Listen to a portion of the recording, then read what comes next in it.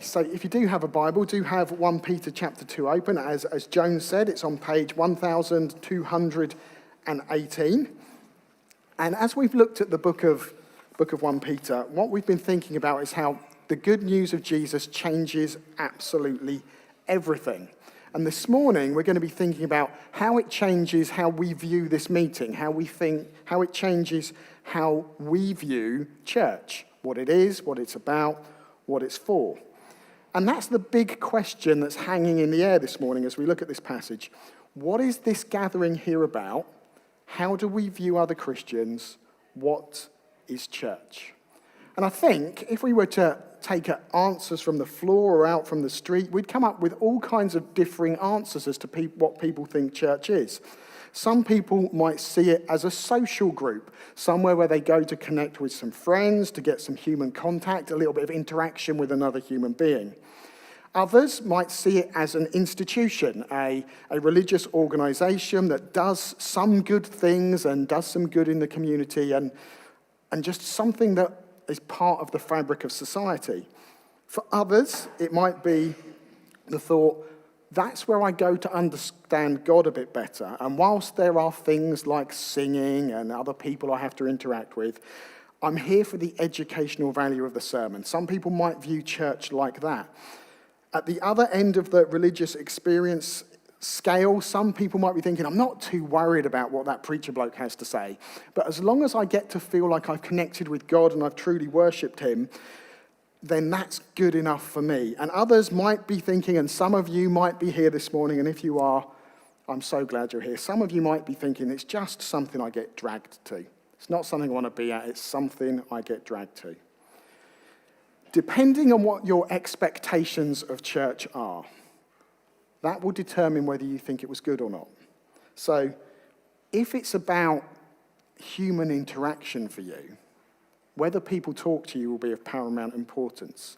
If it's about how good the worship experience was, you'll be thinking, how did the musicians do this morning? If it's about a learning experience, then it all depends on this moment right now, and I'm sorry. If it's something you're dragged to, your thought is probably simply this: please don't let it be too boring. So how do we approach the question? Well, this morning we're going to do it by mixing some metaphors and putting a load of things together at the same time as hooks to hang on what church is. Because actually that's what Peter does all through this passage. He mixes his metaphors, and if it's good enough for him, it's good enough for me. And the first thing I'd like us to do, have this in your mind, is I'd like you to be like this church that is about to appear on the screen, a picture of a church. This is a church that was built in the 11th century, and since the 1960s, it's been submerged underwater. It's been part of a reservoir. But the place in Spain where it is has been going through a big 3-year drought, and so now it's no longer underwater, but it's exposed. Even its foundations are exposed, and people are going to it, and they're walking to it, and they're looking around it and exploring it once again. And that's what I'd like us to do in a similar way today. So let all your preconceptions about what church is drain away and go and look at what Peter says church is with fresh eyes and walk around it. Think about this passage as if you know nothing about what this gathering here is supposed to be, as if it's something you have never encountered before. That's what I'd like us to do. So, all that being said, let's jump into the passage and look at verses 4 and 5, which say this: As you come to him, the living stone, rejected by people but chosen by God and precious to him, you too, like living stones, are being built together into a spiritual house to be a holy priesthood, offering acceptable spiritual sacrifices to God through Jesus Christ. Now, just in those two verses, there is an awful lot going on. All those things about a living stone and how we're living stones. And I'm just going to briefly talk about what it means when it talks about the living stone that we come to. What that's doing is it's drawing on something from the Old Testament speaking about Jesus. And through the Old Testament, there was these different passages which talked about someone who was coming, who was compared to a stone, and he was going to do a number of things. He was going to divide people. He was going to crush people. He was going to define whether they were in or out of God's family, whether they were saved or not, whether they were shamed or not. And so when it talks about a living stone, it's talking about how do we relate to Jesus. Jesus himself used this metaphor in the Gospels. So in Matthew 21, he connects a parable about how people are going to reject him as God's son with a stone that causes people to stumble. And what this is doing is it's saying Jesus is the foundation of all that is God is doing in the world. Anyone who trusts in him is not put to shame. Anyone who does not trust in him is in a tricky spot. Those who trust in him are safe and secure and precious. Their life and their death will end up in resurrection and inheritance.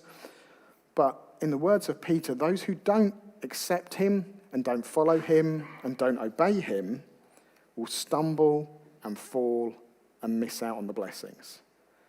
Talks about Jesus.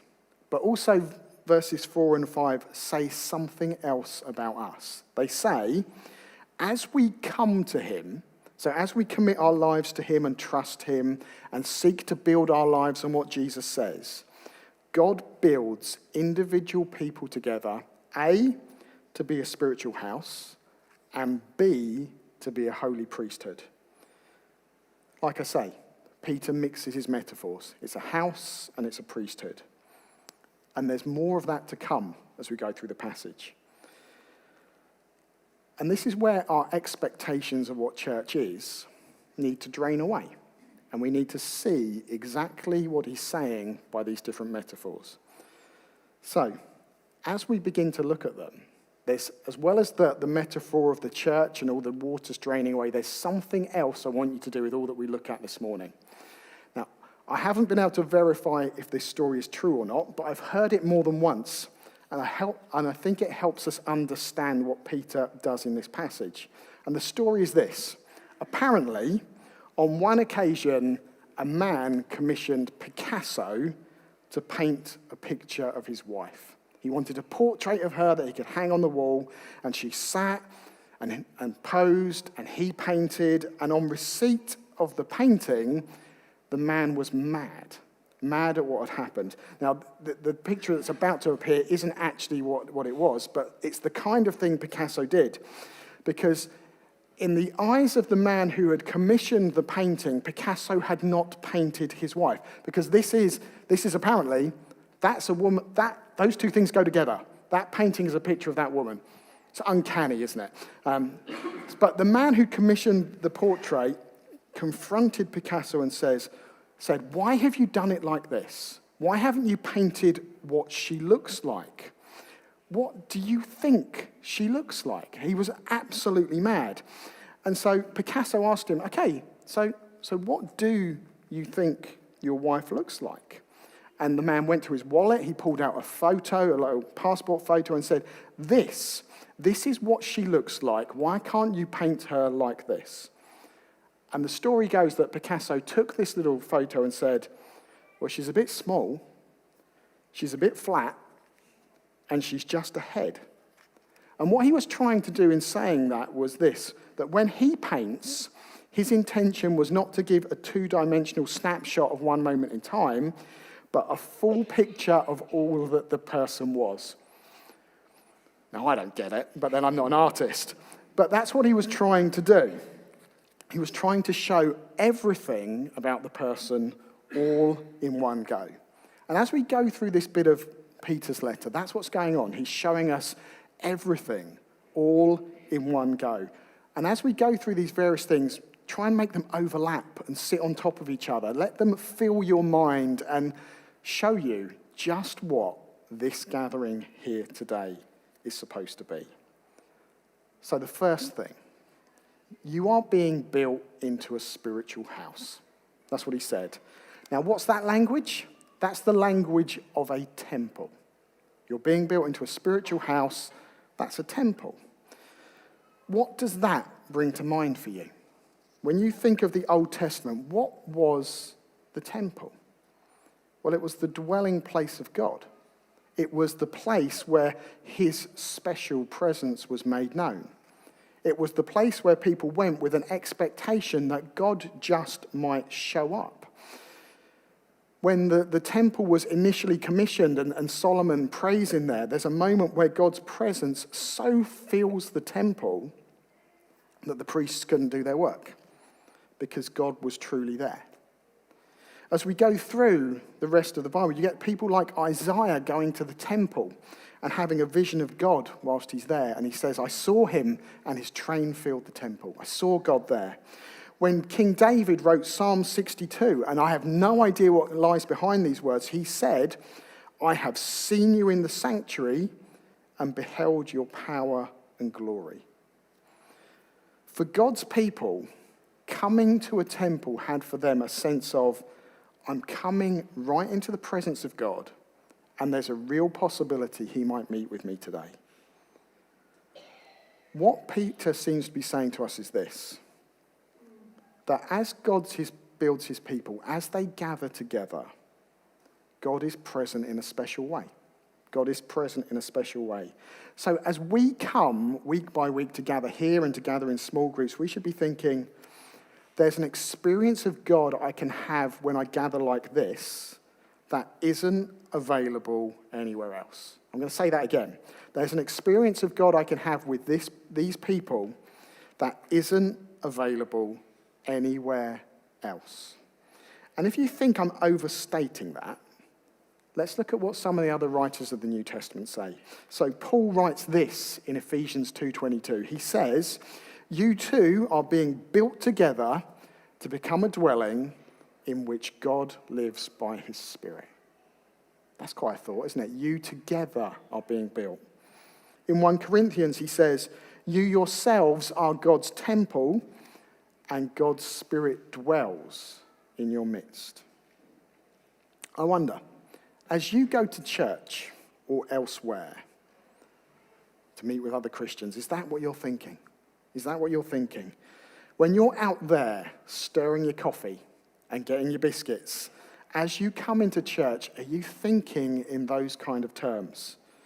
As we gather, God is here in a way that is different to listening at home on my own, is different to reading the Bible on my own, is different to singing along to music on my own. Are we coming in expecting that this is where God dwells because we're gathered, not because this is a special space, and that we might meet with him? As we go through the New Testament, we get glimpses of this in places. So in Acts 13, there's a moment where the church has gathered, and we read this, that in the church there were prophets and teachers, and it says, and while they were worshipping, the Lord said, and fasting, the Lord said, set apart for me Barnabas and Saul for the work to which I've called them. Somehow, in that meeting, God revealed something to them. God spoke to them, probably through those prophets that were there. He didn't send an email. In some way, God was there by his Spirit. In Acts 4, at the end of a prayer meeting, we read that the building is shaken by God, and God's Spirit empowers his people to be bold. When we gather together, God is present, and at times, he might just make himself known. That's quite a thought, isn't it? As we come in and grab our coffee, maybe that's one of the things we should be thinking. That's the first thing. Now layer something else on top of that. Because after saying that we are a spiritual house, it now, Peter then says, and you are a holy priesthood. So a spiritual house to be a holy priesthood. And again, this is telling us something about who we are. What were priests? Historically, priests were people who performed a role. God was here, the other people were here, and the priests stood in the middle to kind of bridge the gap between them. So these people were privileged and special and authorized enough to go into the presence of God. They were they had rights to do what other ordinary, normal people didn't. And it says that about all of us now. You are a holy priesthood. And so if knowing that we're being built together to be a temple tells us that God is present amongst us, knowing that we're priests as well says that we're welcome in his presence. He wants us to be with him. If you're trusting in Jesus, when God is present, you're right where you're supposed to be. And then it goes on to say that we can offer acceptable spiritual sacrifices to God. Take that on board as well. Because I think some of us might be thinking, if God turned up, if God was truly present and I could sense he was present, I would be absolutely terrified. I think I fall into that category. I'd be terrified. I mean, as you look through the Bible at various times when God shows up, it's quite scary. There's fire and smoke and lightning and all kinds of things. When someone touched a cart that had the Ark of the Covenant on it, it led to death. But this seems to be saying, God is present, you're a holy priesthood, and you can offer acceptable sacrifices which are pleasing to God. And when it says sacrifices, it's not talking about going and getting a bunny and chopping its head off. It's not talking about that at all. It's saying you and your life and the things you try and do for God, the worship that you offer to him, the prayers you offer to him, the things that you try and do when you serve him, he looks at them and says, you're trying to do that through Jesus. That is acceptable to me. That's acceptable. In Romans 12, on this subject, we read this. In view of God's mercy, offer your bodies as living sacrifices, holy and pleasing to God. See what that's saying? Your life, when you're seeking to do things for God, it pleases him. He doesn't look down on you and say, well, that wasn't perfect. You didn't do that Bible study right. That sermon was a bit rubbish. Your attempt to share the gospel there was an absolute failure. He's not looking down on you saying, I'm disappointed. He's saying, because of Jesus, what you're trying to do is acceptable to me. I'm pleased with what you're doing. He's saying, you're perfect in my sight. You'll never be put to shame. You're welcome in my presence. I think sometimes we don't live with that thought. We know our failures, we know our mistakes, we think that God sees it all and he just focuses on them. No, it seems to say, if you trust in Jesus, you are never put to shame. He wants you to keep going and to keep doing and to keep trying. Just those two verses tell us Christians are God's temple where he dwells. You can come close. He wants you to serve him and he's pleased by what you do. That's quite good, isn't it? It's quite good so far. Now, even if you don't feel it, just know that that's true and keep layering these things on top of each other. Let's go down to verses 9 and 10 because this is where the Picasso overlapping images really come thick and fast. Verses 9 and 10. A lot of things in here are drawn from the Old Testament, lots of different places. We're going to try and put them all together and do it really, really quickly. So it says to us this. You are a chosen people, a royal priesthood, a holy nation, God's special possession, that you may declare the praises of him who called you out of darkness and into his wonderful light. Once you were not a people, but now you are the people of God. Once you had not received mercy, but now you have received mercy. Loads in that. We're going to do it quickly, like I say. So a key passage lying behind this is Exodus 19. So this is the point in the history of God's people where they've been freed from slavery in Egypt. He's protected them from the pursuing Egyptians, and he's on the verge of giving them the 10 Commandments. And he meets with them and he says, if you obey me fully, and if you keep my covenant, then out of all of the nations, you will be my treasured possession. You'll be a kingdom of priests and a holy nation. Exactly the same phrases. So what Peter is doing here in his letter is saying this. Everything that Israel was meant to be, the church is the continuation of. So all of the rights, all of the privileges, all of the responsibilities now flow through us. And so, like the ancient people of God were supposed to be a light to the world and a community of people that drew others in, that's what we're supposed to be. People are supposed to look at how we interact and how we worship and say, I want to be a part of that. I want to be part of them. God's people are his treasured possession. Now, earlier on, I showed you my treasured possession. The next one I'm going to show you is my nephew's car. Let's have the picture now. This is Boris the Bronze Bomber. This is my nephew's treasured possession. He has spent more money keeping that car going than it's ever been worth. It's not going to win any prizes at a car show. It's not a classic car. It's a bit of a, well, just in case he watches this, it's a lovely car, Josh, and everyone would want it. It's treasured by my nephew, partly because he likes the quirkiness of it, partly because he likes his friends mocking him about it, but it's also because my dad gave it to him. It's precious to him for that reason, and so he has spent, like I say, more money on it than anyone sensibly should have done. The church, God's people, are his treasured possession. Let's just ponder that for a moment. God, as creator, owns absolutely everything. Absolutely everything. Every area of wonder. Galaxies we can't see, he knows about them completely. He sees every little bit of subatomic beauty there is out there.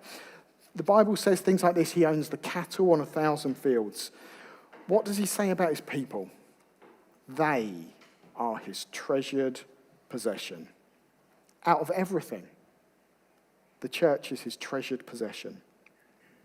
If God were to be able to gather up all his people and to take them onto a heavenly version of the Antiques Roadshow, the expert, who would also be God, this is going to break down, would say, out of everything I've seen today, this is the most valuable thing.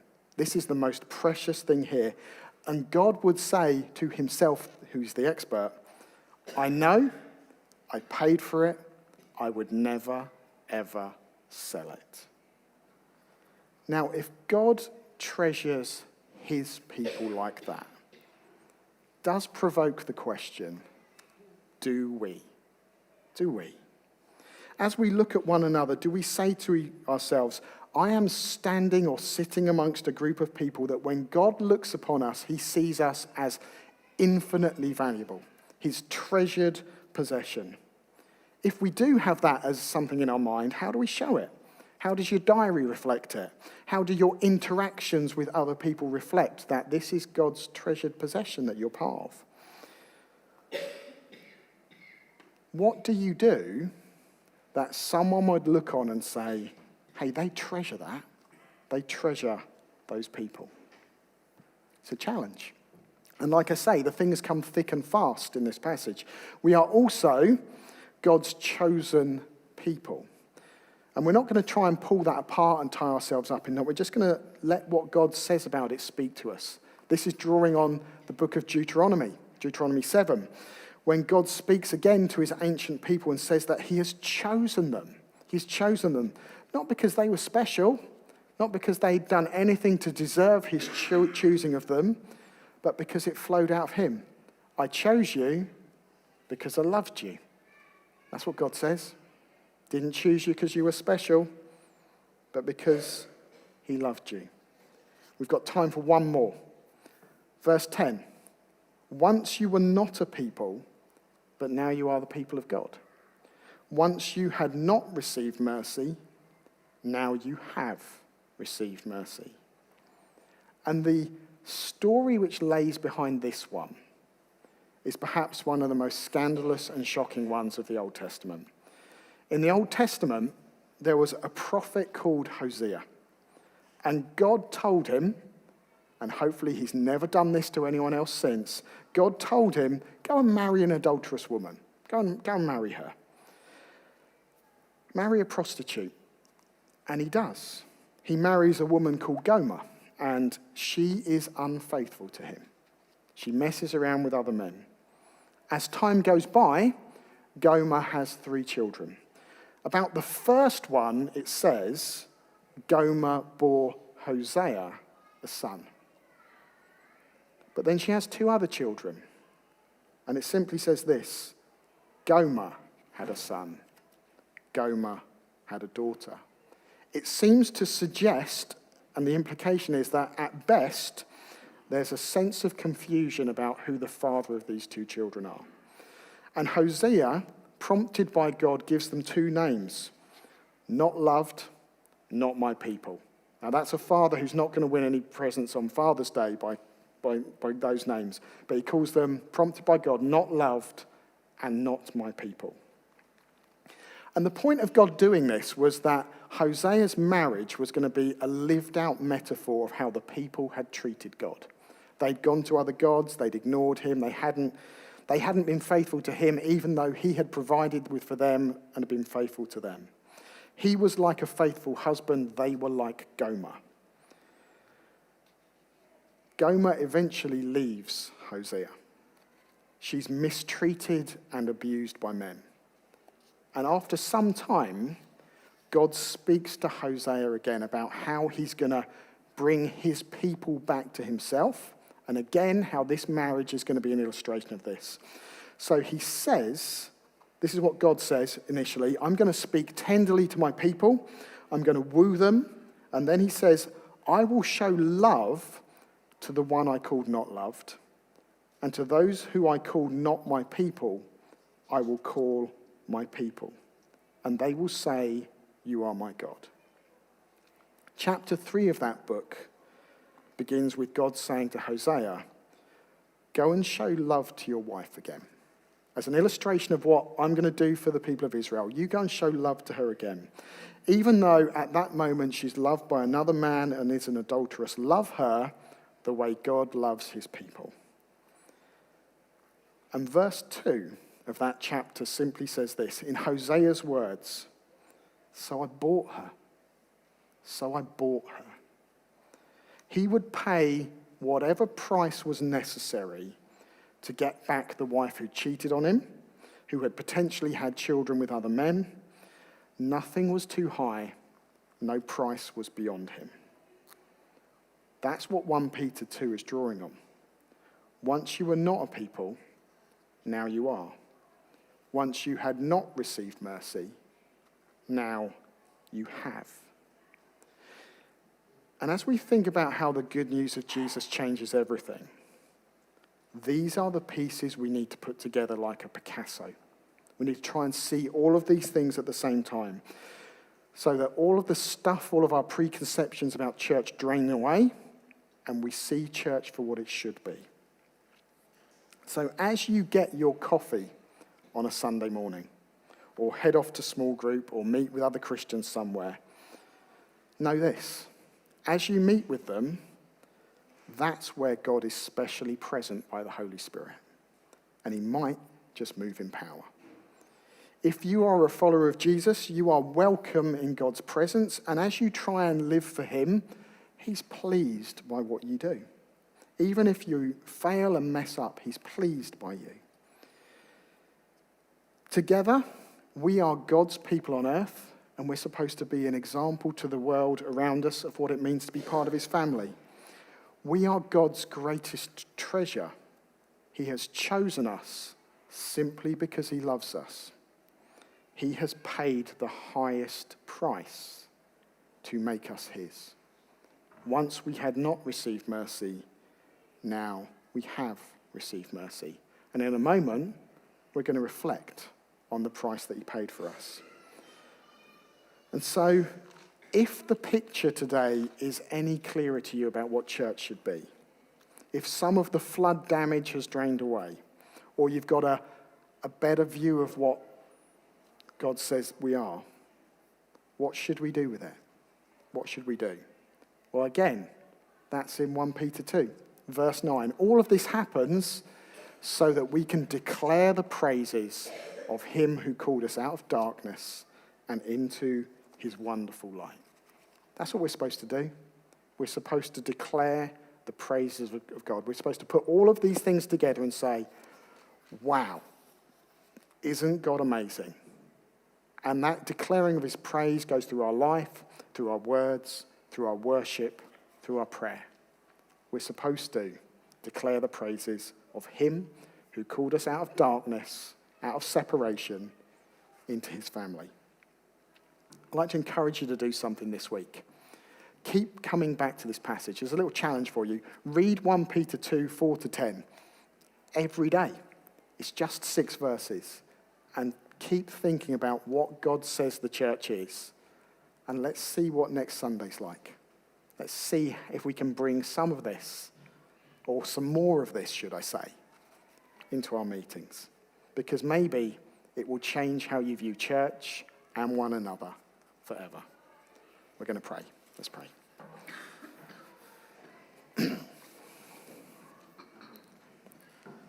Father, we would ask this morning that all of these overlapping images about what church is, we would see them together and we'd see them clearly. So we know that together we're a chosen people, that we're welcome in your presence, that we are the place when we gather that you dwell by your Spirit, that we are your special possession, that as we try and live for you, it's an acceptable sacrifice to you. That once we'd not received mercy, but now we have. We ask that these things would fill us and fuel us and help us to be the gathering of your people that you would love us to be. Where we need to learn from this, Lord, would your Spirit put his hand on us and show us. And we ask this all in Jesus' name. Amen.